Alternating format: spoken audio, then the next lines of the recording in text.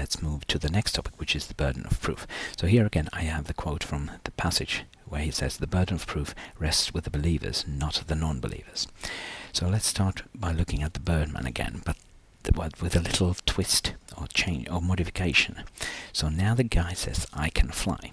But instead of saying, no, you can't, the lady now says, I don't believe you. Prove it.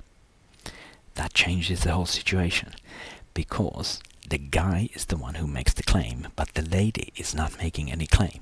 She just says, I don't believe it. In the earlier example, she was saying, no, you can't. That's a claim. In this case, she says, I don't know. I don't believe you. Prove it. So clearly in this situation, the burden of proof is on the man who made the claim. It's his job to defend his claim and provide the evidence. But if we can also look at the opposite side, which was present in the earlier version of this.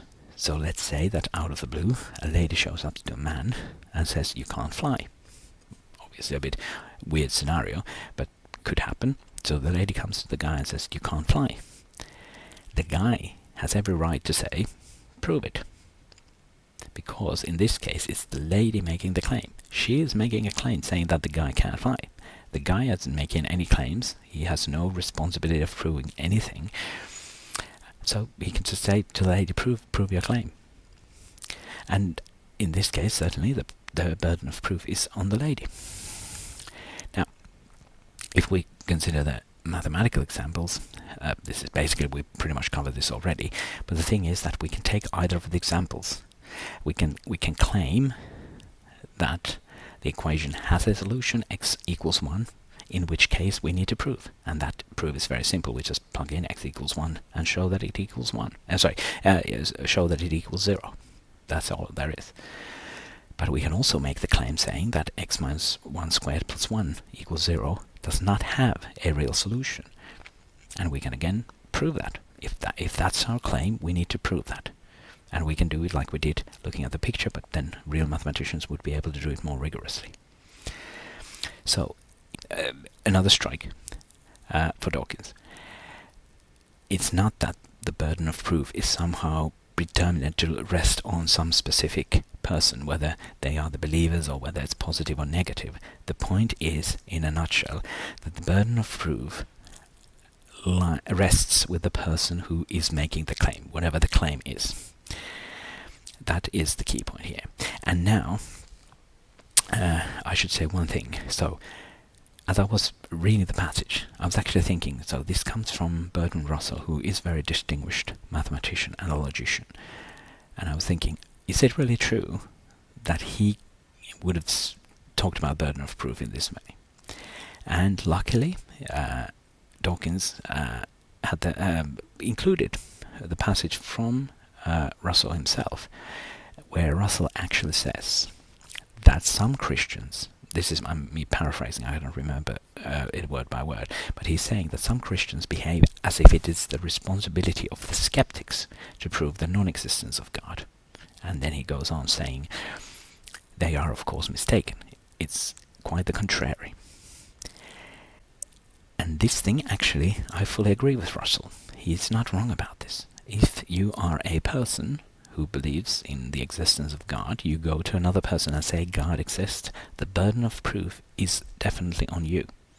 You need to provide the evidence. And now when I say the burden of proof, as I said, I do think this is a thing that cannot be conclusively proven one way or the other, and therefore you can't provide the proof, but you can provide evidence. That is available. So, and providing the evidence is then on your responsibility if you make the claim about God. But the door swings both ways. And by that I mean that, on the other hand, if you are an atheist who's making the claim that God does not exist, that is just as much a claim as the lady's claim that you can't fly. And that means that the burden of proof is on you. So the point is, there's no distinction between a theist and atheist. They both have the burden of proof. Now, the only thing where I do think that the burden of proof is not a problem is if you are an agnostic, who basically takes the position of the lady who said, I don't believe you. And that is what many people choose to take. And in that case, if you are just saying that, I don't know, I just don't believe any of the arguments and I don't know, then you don't have the burden of proof. But that is actually, I think, not very often the case. Most people are actively atheists who are making the claim that God does not exist. And if you choose to be that, then the burden of proof is on you. Now, I know there are some people who call themselves agnostic atheists, I think, and I don't really know what that means. I really do feel that these terminologies are kind of game of obfuscation and trying to wiggle out of responsibilities. So I don't know what an agnostic atheist is, because it sounds like you're an atheist means that you actively believe that God does not exist. And agnostic means you don't know. So in that case, it feels like you are an atheist who refuses to accept the burden of proof. And I don't think that's a very justifiable position to take. So that's that. Now, just to sum up, actually both the burden of proof discussion as well as the proving the negative. So this is not really a quote from anyone per se. This is just a made-up quote. You cannot prove a negative, and so the burden of proof rests with the theist. You could imagine someone saying that. Now, if you hear that being said, it kind of, more realistically, in my opinion, should be interpreted as proving God's non-existence is hard. So it's theists' responsibility to prove his existence. So it's like, I find it too hard to prove their non-existence, so the responsibility is on you to prove the existence, which is just as hard. And the other thing that now is important to remember is that if one fails to prove conclusively one's claim, it does not mean that the opposite is true. So, for example, I put here on the slide an example of a murder trial. So, if prosecution fails to convict the suspect, it doesn't mean that the defendant didn't do the crime. It means that the court decides that the defendant is not guilty, but they could have still committed the murder. It's just that the prosecution failed to demonstrate it. And the same thing if you go to the maths example.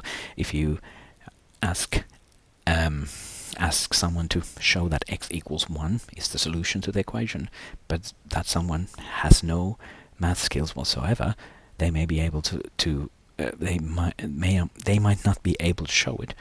It doesn't mean that it isn't the solution if they fail to show it. So again, very important point to keep in mind. The fact that you may not be able to, and for sure I think you will not be able to conclusively prove the existence of God, doesn't mean, it does not imply logically that the opposite claim is true. So that's another thing to be very clear about. So just to say, just to conclude Dawkins's quote here, is that if we apply a principle of kind of generous interpretation, what he's saying, I would be ready to give him kind of some sympathy on this matter, because what he says is that believers have the burden of proof instead of non-believers, and in that case, believer means making the claim that God exists, and non-believers could be interpreted as an agnostic who doesn't have the burden of proof, in my opinion. But I think that for sure, in practice, and if you read through the book and the way people have taken this passage from the God delusion, I think it's largely applied for atheists as well, and being used to make the claim that atheists don't have the burden of proof, and that is wrong. So I would still not give a pass to Dawkins on this matter, although with a very generous interpretation, we could maybe say that he's not entirely wrong.